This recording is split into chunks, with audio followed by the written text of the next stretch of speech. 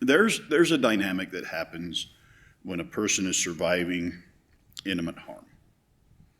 Intimate harm can come from somebody that you love and trust and respect and care for, and all of a sudden that can be betrayed. And we call it lowering your price tag. When a bad thing happens to us, say for instance somebody stole your cell phone, that doesn't require a lot of coping mechanisms to survive.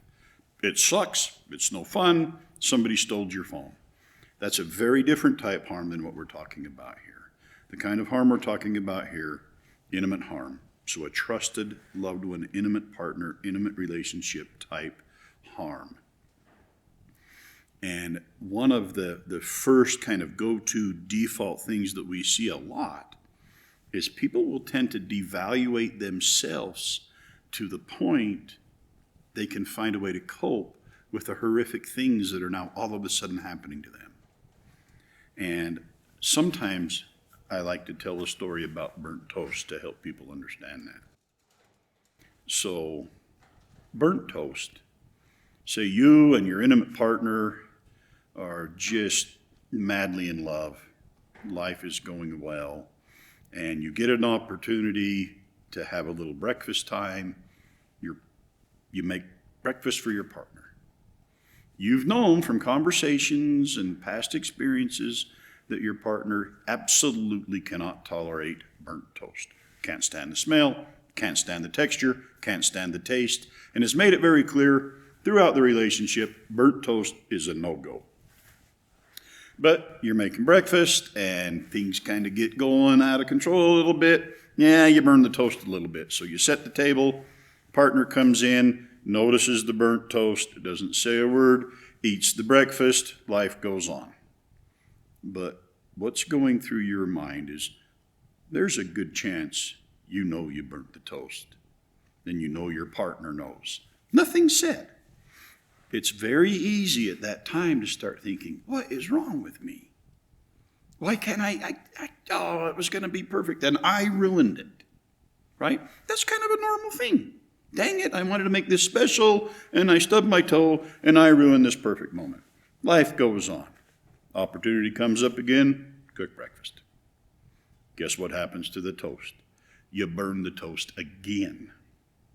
This time your partner sits down, takes in the breakfast, and just kind of slides the toast away. Doesn't say anything, eats the breakfast. What's going on in your brain? What is wrong with me? How could I do that? What is wrong with me? The one thing I know, and I fail it. Nothing's really done. You're kind of sensitive most of the day, but you're going to be all right. Sure enough, happens again. You burn the toast again. This time, the toast gets pushed away, and maybe it falls off the counter. What's going through your mind at this time? Most of the feedback I get in circumstances like this is, it's my fault. What is wrong with me? Why can't I do it right? It's a simple, stupid little thing, and every single time I ruin it. Well, guess what happens the next time you burn the toast? Could there be some angry words? Could you start hearing things like, what is wrong with you? Why do you do that? You know how I feel about that, and you do it every time. And if we're not careful, you might be thinking, it is me. I know there's something wrong with me. It is my fault. Burn the toast again. Maybe this is the time there's violence.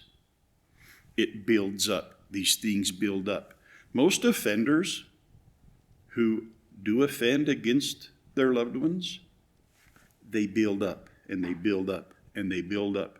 And so when the violence happens that everybody pays attention to, when that finally happens, if we're not careful and we've been through the burnt toast dynamic, what do you think's going through that person's mind at that time?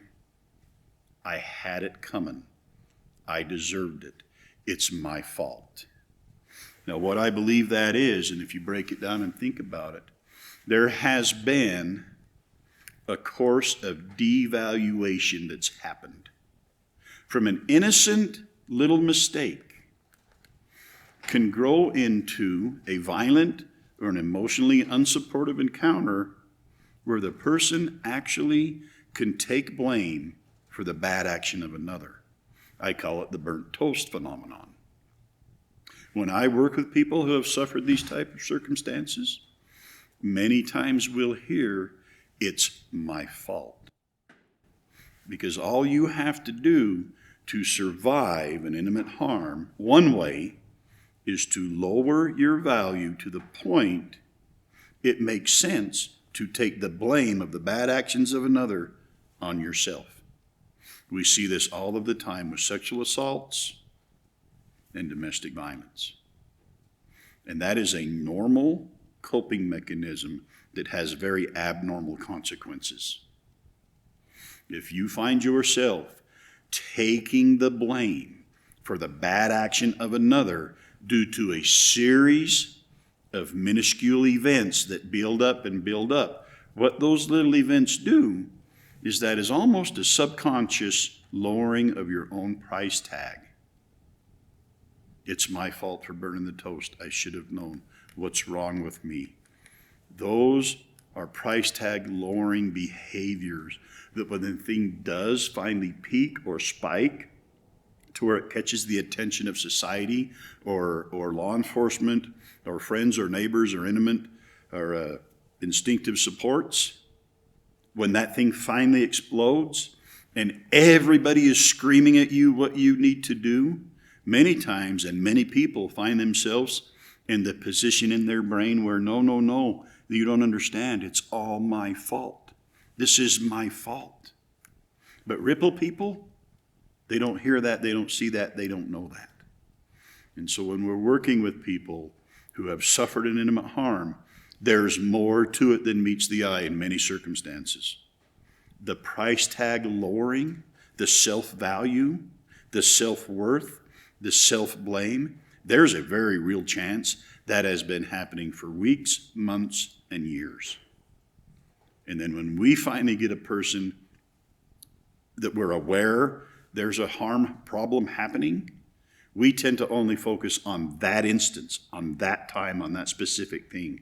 When the person that it's happened to, they are maybe dealing with months, years, weeks of price tag lowering because there's been a lot of situations of burnt toast that have prepared this person in an abusive, non-supportive, non-loving, offending, harmful way. That is the offender's way to prepare a person to take the blame when they finally lash out. Those are things that it's very important to understand when we work with where the rock hit the water or when we work with people who are surviving intimate harms. There's more to it than just a black eye. There's more to it than a hole in the wall. There's more to it than a puppy getting kicked across the room. There's more to it than shaming. There has to have been a devaluation process take place. If you're working with a loved one or an instinctive person in your life and you find them defending the bad actions of another, understand where that person is in their reality. And they have gone through the price tag lowering phenomenon already. Do not blame that person. And please, if you're listening to this, don't blame yourself for taking responsibility for the bad actions of another.